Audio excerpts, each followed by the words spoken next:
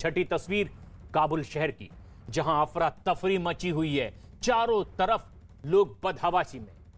Plane की ये वो तस्वीर जिसमें हिंदुस्तानी वापस लौट रहे हैं। 130 भारतीयों की सुरक्षित वापसी के लिए जो विमान गया था, जिसने वहां से अब उड़ान भर ली है। एक्सक्लूसिव तस्वीर न्यूज 18 इंडिया पर।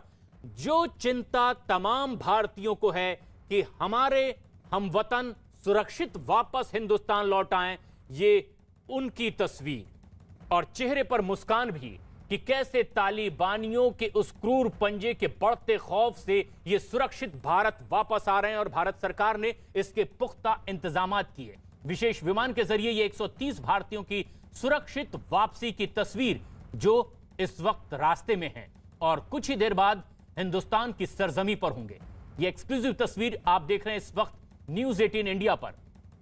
जो भारतीय वहां फंसे हुए हैं, चाहे उसमें दूतावास के तमाम कर्मचारी हों या दूसरे लोग भी, प्राथमिकता भारत सरकार की है कि उनकी सकुशल भारत वापसी हो और ये तस्वीर उसी कोशिश की बानगी है।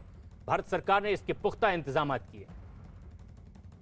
चंदन जजवाड़े हमारे सहयोगी फोन लाइन पर मौजूद हैं। चंदन, ये एक्सक्लूसिव तस्वीर, क्या और जानकारी मिल पा रही है? ऐसी खबर जो खुशी की खबर हो तमाम हिंदुस्तानियों के लिए।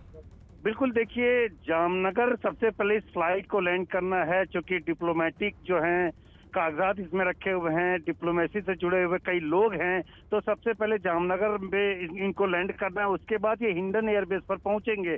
कुल मिलाकर बात करें तो बड़े राहत की खबर है कि जो लोग वहां पर फंसे हुए, जो इंडियंस फंसे हुए हैं, खास करके डिप्लोमेसी के फील्ड से जुड़े हुए, उनको इवैक्यूएट किया जा रहा है। भारत सरकार की तमाम कोशिशें चल रही है। सोर्सेस हमें बता रहे हैं कि करीब 1 बजे ये जो फ्लाइट है वो हिंडन एयरबेस तक पहुंचेगी। इस बीच जो है इसे पहले जामनगर आना है। लोगों को वहां पर जो लोग उतरेंगे डिप्लोमेसी से जुड़े हुए या कुछ कागजात होंगे वो वहां पर खाली किए जाएंगे। उसके बाद फ्लाइट फिर जामनगर से टेक ऑफ करेगी और हिंडन पहुंचेगी। C-17 ग्लोब मास्टर की ये वो तस्वीर जो राहत देने वाली है भारतीयों के लिए, क्योंकि इस विमान में वो भारतीय मौजूद हैं, 130 भारतीय, और वो बेहद अहम संवेदनशील दस्तावेज भी इसी विमान में इन्हीं के साथ वापस भारत आ रहे हैं। लेकिन हमारे सहयोगी चंदन जो जानकारी दे रहे हैं कि सबसे पहले जामनगर में ये लैंड करेगा विमान और उसके बाद गाजियाबाद हिंडन एयरबेस पर ये पहुंचेंगे। लेकिन चंदन, जो बड़ा सवाल है वो ये कि और कितनी बड़ी तादाद में वहां लोग होंगे जिन्हें भारत लाने की कवायद और उसकी कोशिशें जारी है? है अफगानिस्तान में जो हालात हैं वहां पे जो इंडियन रह गए वो सुरक्षित रहें, इसलिए इसको लेकर के भारत सरकार अपनी तरफ से कोई भी ऐसा बयान नहीं देना चाहती जो ताकि लोगों को वहां सुरक्षा हो, इनसिक्योर फील करें। कोशिश ये की जा रही कि ज्यादा से ज्यादा जो इंडियंस हैं उन्हें वहां से बाहर निकाला जाए, सुरक्षित जो है अपने देश लाया जाए। इस बीच भारत सरकार की तरफ से सोर्सेज ये बता रहे हैं कि जो एम्बेसी है उसे क्लोज नहीं किया गया है, यानी कि जो इंडियंस वहां रह गए वो किसी तरह का केओस ना करें, उनके अंदर ज्यादा डर ना हो, उनके लिए सरकार सोच रही है। तमाम मैसेज जो एक तरह से देने की कोशिश की जा रही है। तो देखना होगा कि भारत सरकार ऑफिशियली क्या बताती, कितने लोग फंसे हैं। जब तक लोगों की सुरक्षा को लेकर के इंश्योर गवर्नमेंट नहीं होगी तब तक संभवतः इस मामले में ज्यादा खुलासा नहीं किया जाएगा।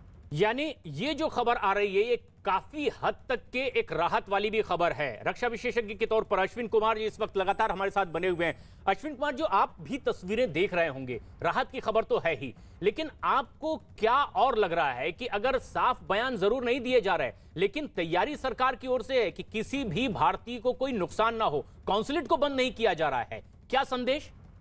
देखो, दो तरफ का संदेश है। जैसे वेस्टर्न कंट्रीज ने अपनी जो एम्बेसी वगैरह पैकअप करके चले गए हैं, चाहे वो यूके है, यूएसए बंद कर रहा है, नेदरलैंड कर रहा है, मगर जो चीन है, रूस है, ईरान है, वो अपनी एम्बेसी वहीं रख रहे हैं। तो भारत ने अपनी एम्बेसी खोल के रखी है काबुल में, उसको बंद नहीं किया है।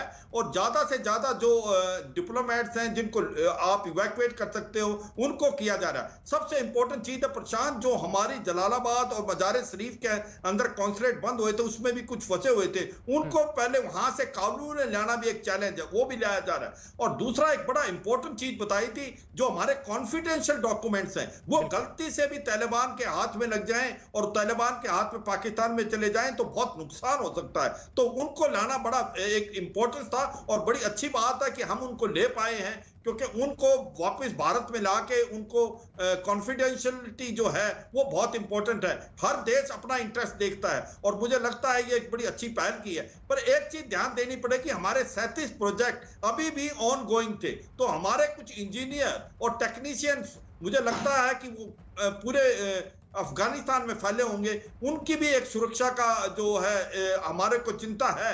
मगर गवर्नमेंट नहीं चाहती कोई ऐसी स्टेटमेंट पास करें कि उनकी जिंदगी को कोई खतरा बने, तो वो एक प्रकार वहां पर सेफ होंगे। जब मौका मिलेगा उनको इवैक्यूएट किया जाएगा। इसी प्रकार जो माइनॉरिटीज हैं, हमारी हिंदूज और सिख जो गुरुद्वारे के अंदर जिन्होंने शरण ली हुई है, उनको भी टाइम मिलने पे वापस ले जाने की कोशिश कर रहेगा भारत। तो इसका मतलब यह है कि ये जो इवैक्यूएशन प्लान है भारत की, वो काबिल तारीफ है। मिलाप कर रहे हैं, एनुअल जो ATC है, जो अमेरिकन उसको मैन कर रहे हैं, तो एक के बाद एक C-17 ग्लोबमास्टर जाके जो भी फंसे हुए हैं उनको देगा। मगर सबसे इंपॉर्टेंट चीज है, काबुल के अंदर हमारी जो एम्बेसी है वो बंद नहीं होगी, वो ऑपरेट करेगी, वो दर्शाएगी कि भारत के रिलेशन अभी भी अफगानिस्तान के साथ खुले हैं। ऐसा नहीं बंद करें फिर दोबारा स्टार्ट करें। तो एक बड़ा अच्छा काम किया और कॉन्फिडेंशियल डॉक्यूमेंट को बाहर निकालना बड़ा जरूरी था। सबसे अहम बात है जो आप कह रहे हैं कि वो डॉक्यूमेंट्स भी आ रहे हैं।